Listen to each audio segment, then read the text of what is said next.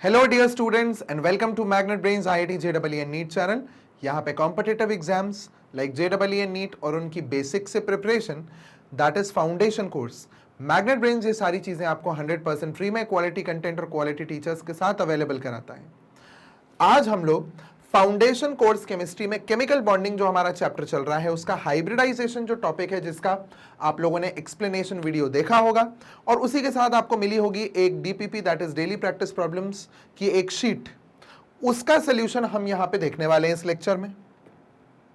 पहले थोड़ा सा फाउंडेशन कोर्स मॉड्यूल के बारे में आपको बता दिया जाए कि यहाँ पे टॉपिक वाइज एक्सप्लेनेशन वीडियोस आपको सबसे पहले मिलते हैं, फिर डेली प्रैक्टिस प्रॉब्लम्स की पीडीएफ मिलती है। जिस दिन एक्सप्लेनेशन वीडियो आएगा उसी दिन डीपीपी डेली प्रैक्टिस प्रॉब्लम्स की शीट जो होगी वो अपलोड हो जाएगी मैग्नेट ब्रेन्स की ऑफिशियल वेबसाइट पे।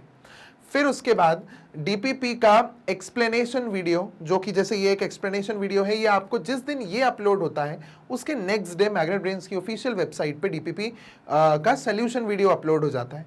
चैप्टर वाइज एमसीक्यूज 500 से भी ज्यादा एमसीक्यूज आपको मिलते हैं। डाउट सॉल्विंग सेशंस हर वीक यहाँ पे होंगे, जिसमें आप अपने टीचर्स के साथ लाइव इंटरेक्ट कर सकते हैं और उनसे अपने डाउट्स पूछ सकते हैं। Weekly test paper chapter wise आपको वीकली टेस्ट पेपर्स मिलेंगे यहाँ पे, जो आपके कंसेप्ट को और आपके नॉलेज को टाइम टू टाइम चेक करते रहेंगे। गाइडेंस आपको यहाँ पे पेपर पैटर्न, स्ट्रेस मैनेजमेंट और ऑफिशियल नोटिफिकेशन से रिलेटेड मिलेगा इसी चैनल पे। फिर chapter wise one shot revision, मतलब हर चैप्टर का एक समराइज्ड फॉर्म में वीडियो मिलेगा, जो कि उस चैप्टर के सारे कंसेप्ट को ब्रीफ में समरी के फॉर्म में अपने में लिया होगा।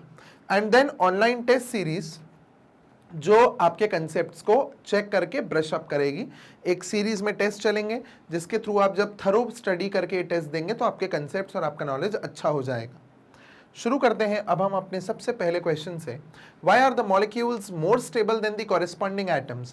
एटम से ज्यादा स्टेबल मॉलिक्यूल्स क्यों होते हैं? क्योंकि ये बहुत इजी क्वेश्चन है कि एटम्स में इलेक्ट्रॉन्स, वैलेंस शेल में इलेक्ट्रॉन्स कम हो सकते हैं, बट जब मॉलिक्यूल बन जाता है तो मॉलिक्यूल बनने में क्या होता है, शेयरिंग ऑफ इलेक्ट्रॉन हो जाता है, या तो शेयरिंग ऑफ इलेक्ट्रॉन हो जाता है या ट्रांसफर ऑफ इलेक्ट्रॉन हो जाता है। ट्रांसफर और शेयरिंग से क्या होता है, वो ऑक्टेट कंप्लीट हो जाता है। ऑक्टेट कंप्लीट हो जाता है, 8 इलेक्ट्रॉन्स का सेट कंप्लीट हो जाता है। और एक चीज और होती है, एटम्स के कंपैरिजन में मॉलिक्यूल की एनर्जी कम होती है। मॉलिक्यूल जब बनता है तो वह एनर्जी को रिलीज कर देता है ढेर सारी, और मॉलिक्यूल की एनर्जी लो हो जाती है। तो मॉलिक्यूल की एनर्जी लो होगी, इसका मतलब वो स्टेबल हो जाएगा। इसी कारण जो हमारे मॉलिक्यूल्स होते हैं वो ज्यादा स्टेबल होते हैं एज कंपेयर टू एटम्स। ठीक है, नेक्स्ट आता है, why do the partial positive and negative charges develop with in a polar covalent molecule. हमने एक्सप्लेनेशन वीडियो में ये चीज समझी थी कि अगर कोई ऐसा मॉलिक्यूल है जिसमें दो अलग अलग तरह के एटम्स हैं, तो एक एटम जो होगा वो ज्यादा इलेक्ट्रोनेगेटिव होगा। ये ज्यादा इलेक्ट्रोनेगेटिव है, समझ लो, ये ज्यादा इलेक्ट्रोनेगेटिव है और ये कम इलेक्ट्रोनेगेटिव है। तो क्या होगा, ये शेयर्ड पेयर ऑफ इलेक्ट्रॉन इसके ऊपर शिफ्ट हो जाएगा, मतलब ये अपनी तरफ खींच लेगा शेयर्ड पेयर ऑफ इलेक्ट्रॉन को, जिसके कारण इसके ऊपर पार्शियल नेगेटिव और इसके ऊपर पार्शियल पॉजिटिव चार्ज आ जाएगा। और इन्हीं कारणों से क्या होता है, पार्शियल चार्जेस डेवलप हो जाते हैं एक पोलर कोवैलेंट मॉलिक्यूल में। Third, why do polar covalent molecules dissolve in water. इसका रीजन ये है कि वाटर खुद पोलर है नेचर में। Water is a polar solvent. तो अगर कोई पोलर कोवैलेंट मॉलिक्यूल को आप पानी में डालोगे तो पानी में भी चार्जेस प्रेजेंट हैं। वो चार्जेस, मतलब पानी का जो वाटर का H2O है, सो H2O में O पार्शियल नेगेटिव और H पार्शियल पॉजिटिव होते हैं। ये नेगेटिव जो है वो हमारे डिसॉल्व हुए मॉलिक्यूल के पॉजिटिव को खींचेगा, और इसका पॉजिटिव जो है ये उसके, मतलब जो हमारा डिसॉल्व हुआ मॉलिक्यूल है उसके नेगेटिव को खींचेगा। इस कारण वो पोलर कोवैलेंट मॉलिक्यूल को डिसॉल्व कर देगा, क्योंकि ये खुद चार्ज्ड है, खुद पोलर है।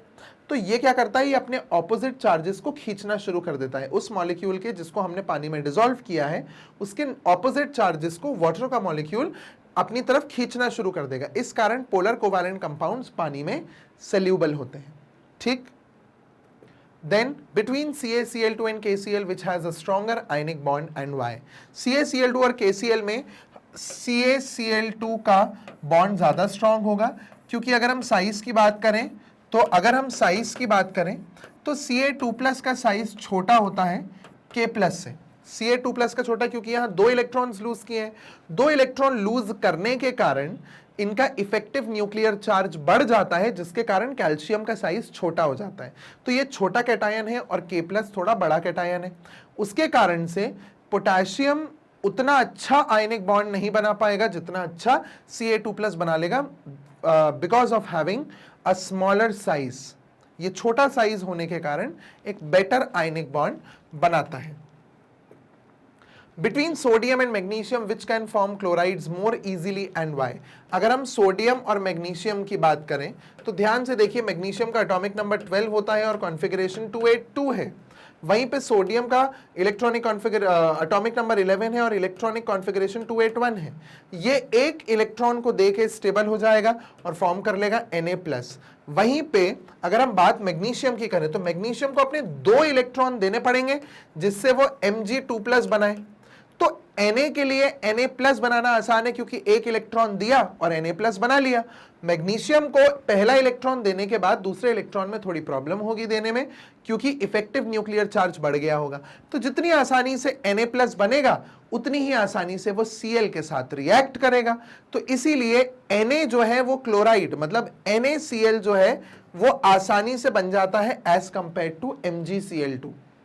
NaCl आसानी से बन जाता है क्योंकि सोडियम का आयनाइजेशन पोटेंशियल जो IP वैल्यू है वो कम है काफी, और मैग्नीशियम में पहली IP वैल्यू तो चलो ठीक है कम होगी, दूसरी IP थोड़ी सी बढ़ जाती है। उसके कारण मैग्नीशियम को 2 इलेक्ट्रॉन्स देने में थोड़ी दिक्कत होती है एज कंपेयर टू सोडियम। दे तो ये भी देता है 2 इलेक्ट्रॉन, बट सोडियम ज्यादा रेडिली अपना 1 इलेक्ट्रॉन देके और Cl के साथ बॉन्ड बना लेता है।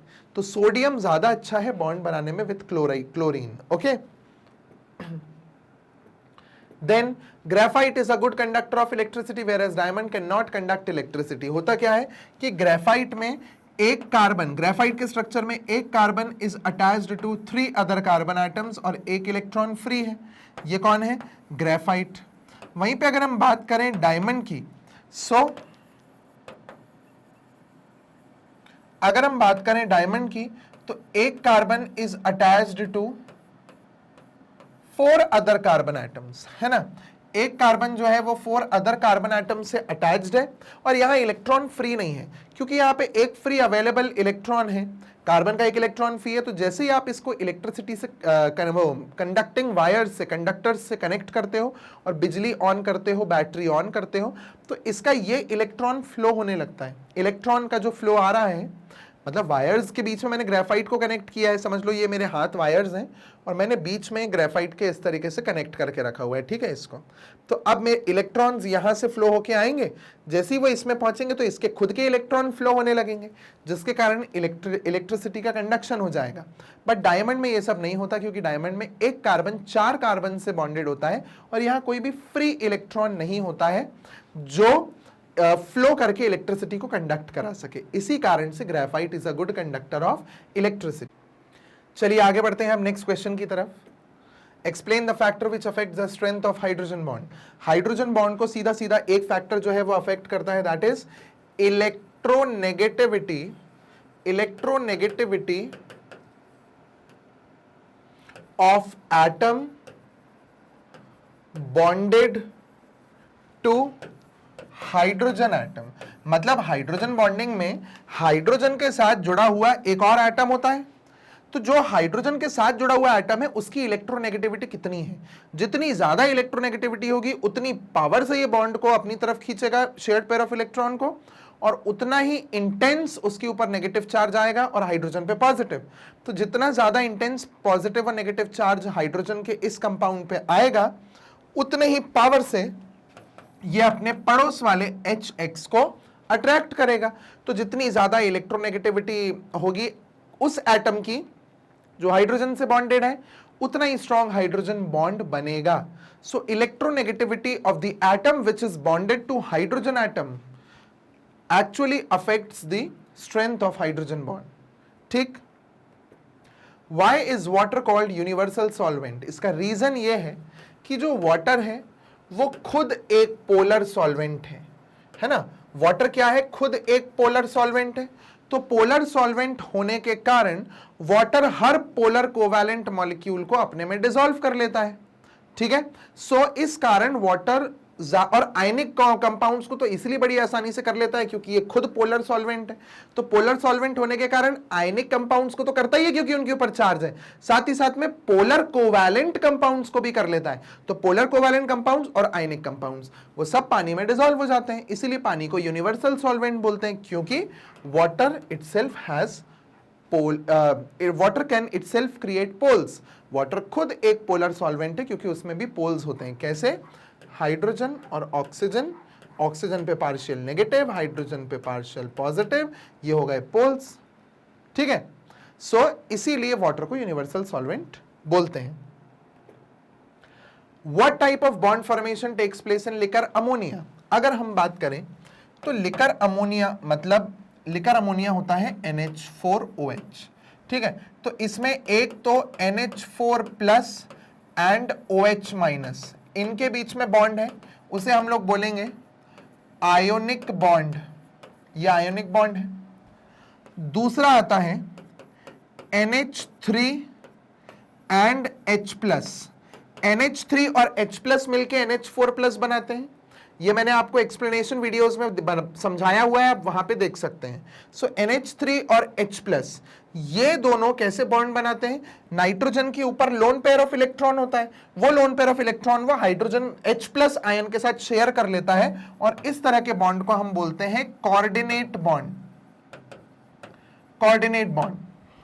और तीसरा आता है NH3 जो है, NH3 में खुद में नाइट्रोजन और हाइड्रोजन के बीच में, और OH माइनस के विदिन OH माइनस मतलब ऑक्सीजन और हाइड्रोजन के बीच में, और NH3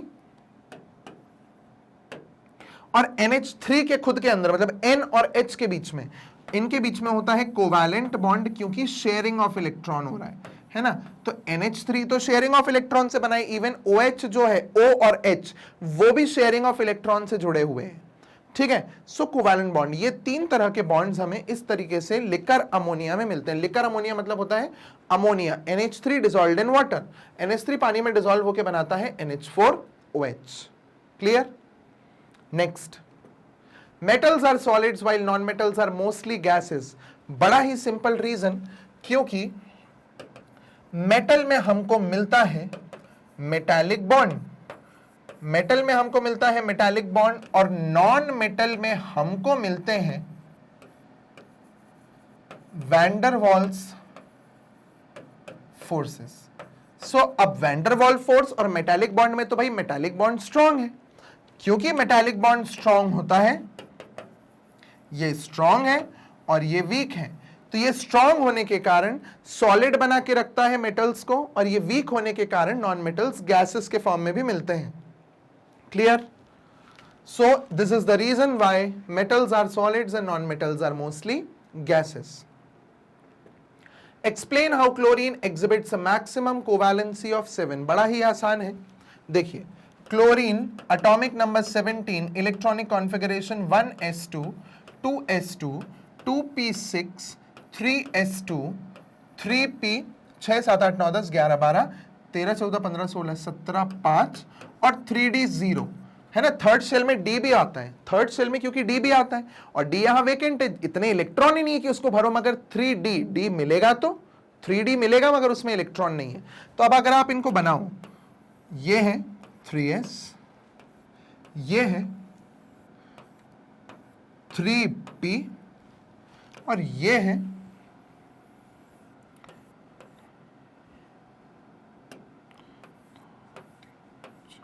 3d, है ना। ध्यान से देखिएगा, यहां कितने इलेक्ट्रॉन है 3s में? 2, 3p में कितने? 5, 1 2 3 4 5, है ना। अब एक इलेक्ट्रॉन यहां से इधर जाएगा,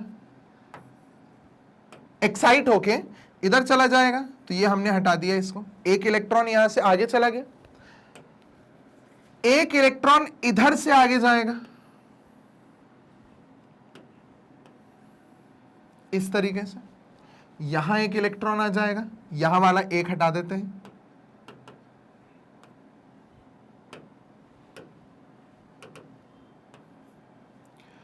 सिमिलरली एक इलेक्ट्रॉन इसमें से आगे जाएगा,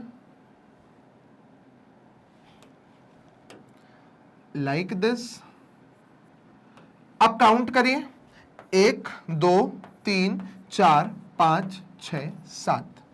इस तरीके से ये 7 की कोवैलेंसी शो करता है। अब यहां पे कोई भी 7 एटम्स आके क्लोरीन के साथ कंबाइन हो सकते हैं, तो क्लोरीन ने 7 की कोवैलेंसी शो करी, क्योंकि 3d ऑर्बिटल जो होता है क्लोरीन में वो एम्प्टी होता है।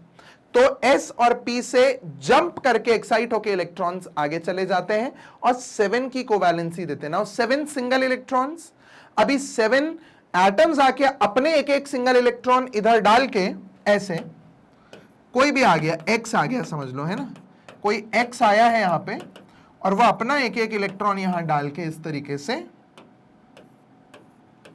बॉन्डिंग कर सकता है, आराम से शेयरिंग ऑफ इलेक्ट्रॉन कर सकता है। इसीलिए we see that chlorine shows exhibits a maximum covalency of 7। देख लीजिए एक बार आगे। Both helium and beryllium have NS2 valence electronic configuration. However, beryllium forms compounds and helium cannot. ये भी बड़ा सिंपल आंसर है इसका। Helium atomic number 2, beryllium, helium, lithium, beryllium, मतलब ये हो गया 4। ठीक है, अब इसका इलेक्ट्रॉनिक कॉन्फ़िगरेशन है 1s2, मतलब सिंपली 2 इलेक्ट्रॉन। इसका हो जाएगा 1s2 2s2। इसका मतलब क्या हुआ, इसका कॉन्फ़िगरेशन हो गया 2,2 और इसका तो कॉन्फ़िगरेशन सिंपल 2 है ना। अब ध्यान से देखिएगा कि यहां पे ये जो शेल है ये K शेल है और यहां पे जो ये शेल है वो L शेल है। इनने बोला ना NS2 है, तो इसमें जो 2 है वो 1s2 है और इसमें जो 2 आ रहा है वो 2s2, मतलब सेकेंड शेल में आ रहा है। तो ध्यान से देखिए, हीलियम में K शेल है, K शेल में मैक्सिमम 2 ही इलेक्ट्रॉन आ सकते हैं और उतने पूरे हैं, तो इसकी वैलेंसी 0 हो जाएगी। इसकी वैलेंसी तो 0 हो जाएगी क्योंकि K शेल में मैक्सिमम 2 इलेक्ट्रॉन आ सकते थे और वो 2 इलेक्ट्रॉन यहां पे पूरे आ चुके हैं। इसमें मगर L शेल जो है वो आउटर मोस्ट है और L शेल में मैक्सिमम 8 इलेक्ट्रॉन्स, 8 इलेक्ट्रॉन आ सकते हैं और वो 8 इलेक्ट्रॉन तो यहां है ही नहीं। तो भाई अब तो यहां पे रिएक्शन करना ही पड़ेगा खुद को स्टेबल होने के लिए, तो इसीलिए बेरिलियम रिएक्ट करता है। इसकी वैलेंसी होती है 2, इसकी वैलेंसी है 2 और उसकी वैलेंसी है 0, क्योंकि जो 2 इलेक्ट्रॉन आउटर मोस्ट शेल में है वो एक्चुअल में अलग अलग शेल है। ये K शेल है, ये L शेल है। K शेल में मैक्सिमम 2 आ सकते हैं, वो यहां आ गए, और L शेल में मैक्सिमम 8 इलेक्ट्रॉन्स, 8 इलेक्ट्रॉन आ सकते हैं, यहां सिर्फ 2 हैं, तो रिएक्शन शो करेगा बेरिलियम। ठीक है, इसी के साथ हमारा डीपीपी हाइब्रिडाइजेशन का कंप्लीट होता है।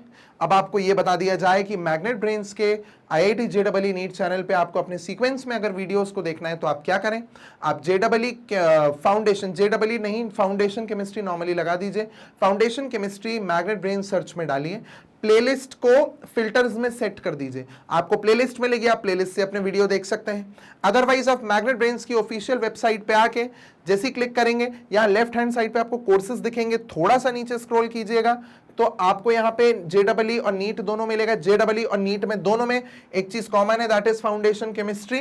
वॉच नाउ पे आप क्लिक करेंगे, जैसे ही वॉच नाउ पे क्लिक करेंगे आपके सामने पूरा कोर्स ओपन हो जाएगा। यहाँ कोर्स की डिटेल्स दी हैं और नीचे चैप्टर्स दिए हैं, आप क्लिक करिए चैप्टर पे, एक ड्रॉप बॉक्स ओपन होगा, ड्रॉप बॉक्स में वीडियो पे क्लिक, जो हमारे सीक्वेंस में वीडियोज हैं उस पर क्लिक करके वॉच नाउ पे क्लिक कर दीजिए। जैसे ही आप वॉच नाउ पे क्लिक करोगे आपका वीडियो ओपन हो जाएगा और यहीं पे आप अपना वीडियो जितनी बार देखना है उतनी बार वीडियो को देख सकते हैं।